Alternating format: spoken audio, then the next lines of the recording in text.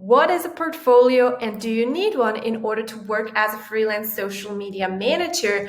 And how to create a portfolio, what should be in a portfolio, and what do you do if you've never worked with a client before and they ask you for a portfolio? These are all the things we're going to cover today in this video where we talk all about portfolios and so much more. I'm going to share with you a real life example of a portfolio and how you can create a portfolio with your Instagram profile if you don't want to do a PDF version. And I also want to give you a fair warning, you might hear some massive thunderstorms since we have a summer storm right now as I'm recording this video. Welcome back to this channel. If you have never been here before, I would love for you if you click that subscribe button, and if you like the video, give it a thumbs up. Let's dive in right now with portfolio. So what is a portfolio exactly?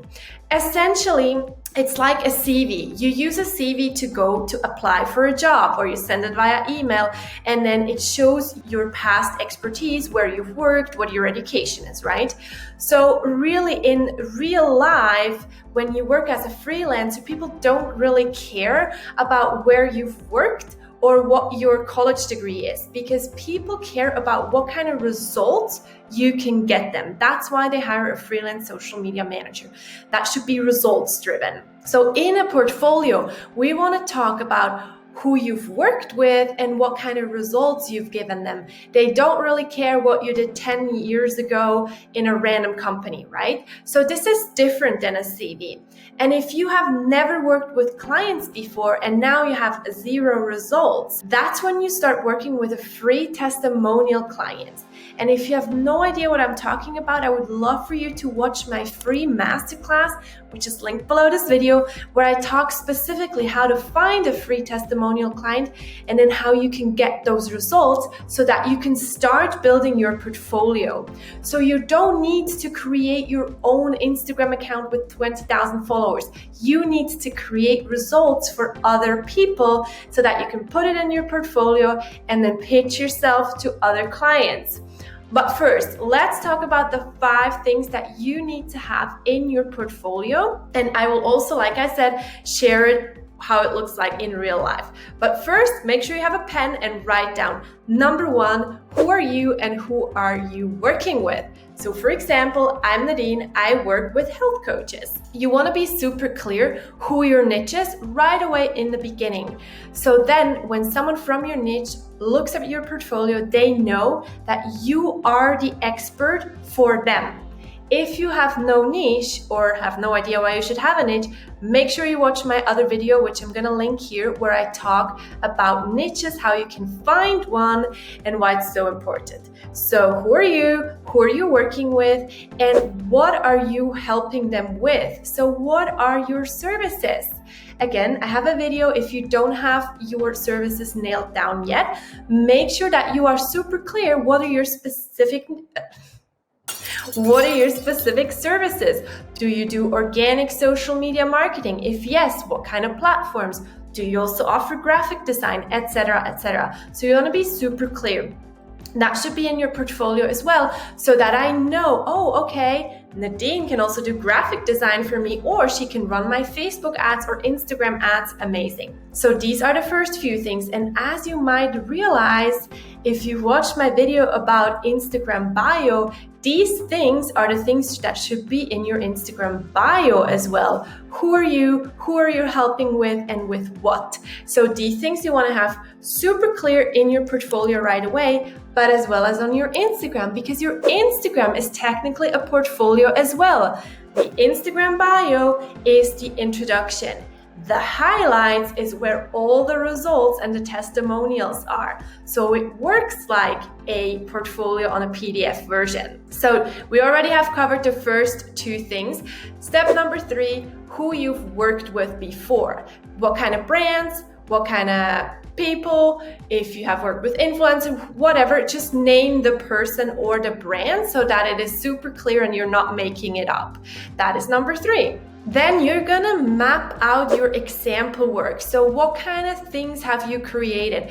Instagram post, graphic design, Facebook post, videos, reels, TikTok, Pinterest. What have you created? And you put it all on a nicely documented PDF. Again, I'm going to share with you in a second, but I want you to pay attention for one last thing, and that is results. What kind of results have you created for your client? So for example, I have grown the Instagram account from 500 followers to 5,000 followers. You can also give a growth in percentage. That is usually easier for people to see. And then you want to also write down niche specific results. So for example, if you work with coaches, have you generated more sign up for a coaching program through your organic social media marketing? If you're working with e-commerce clients and you've run their Facebook ads, what was the return on invest? So all these results you write down as well. Then you can add another page where you add the testimonials, or you can have them separate. The last thing is a case study, which I'm going to share at the end, because right now, let's dive into that portfolio. So we're now here on Marina's portfolio. She is a student of the Social Shelves program, and I am using her portfolio as an example because she already got so many clients booked in. So like we said, she introduces herself here already with a picture, which you can, but you don't have to. However, it does create that human relationship. And then we go in, hi, I'm Marina, and I help coaches with their online presence. So like we discussed, who are you and who are you working with, and with what are you helping them with?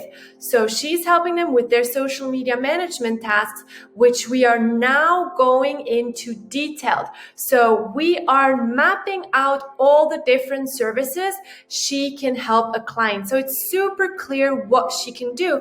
So now as a potential client, I see, okay, great. She could also do my graphic design. She could even do my landing pages, etc. And then we're mapping out with what kind of people or brands she has worked with.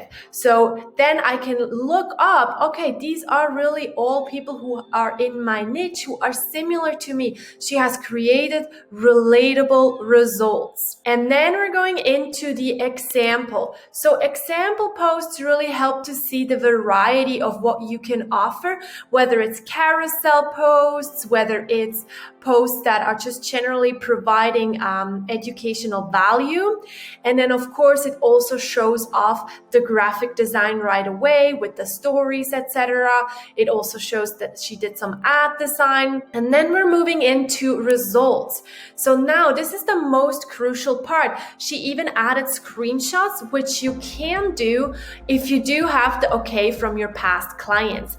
So what I suggest doing is mapping it out even a bit more, maybe this one, all these things here, even on a separate page, being super specific. What is the actual growth?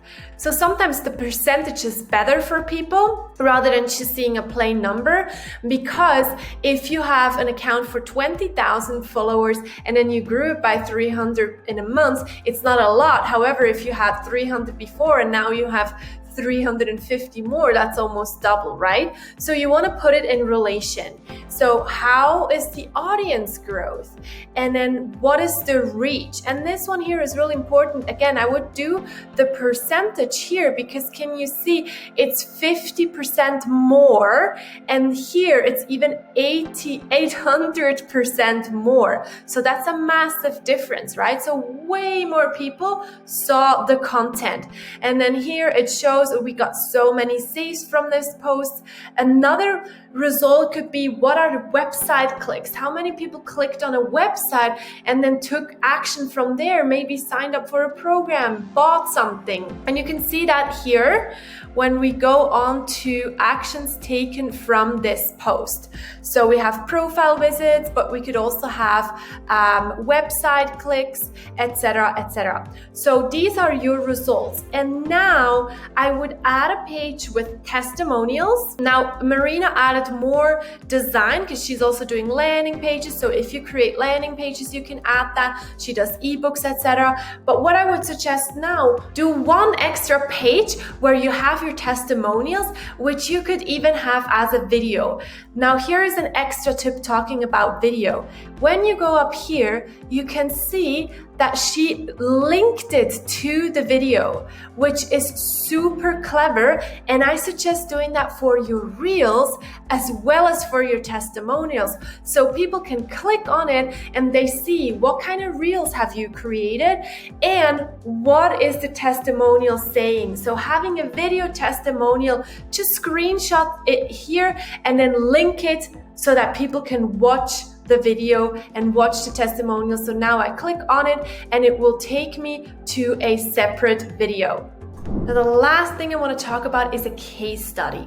You remember everything way easier when it is told as a story. So instead of just having the results on a PDF or even on an Instagram, it is easier for people to see when you create that kind of story around it. So when you have a client who is open to be used as a case study, you want to start from the beginning.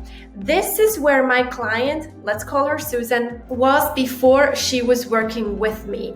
These were her struggles. And then map out the pain points. For example, she did not know what to post on Instagram.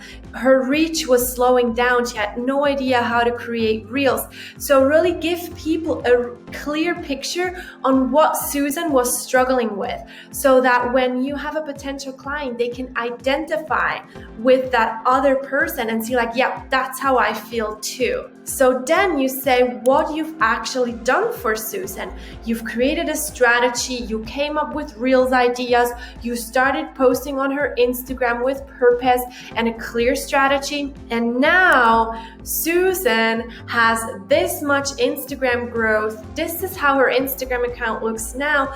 And regularly people sign up for her program. And then of course, would be great if Susan would tell that story at the end in a little video. So really a case study can be anything from 1 to 5 pages.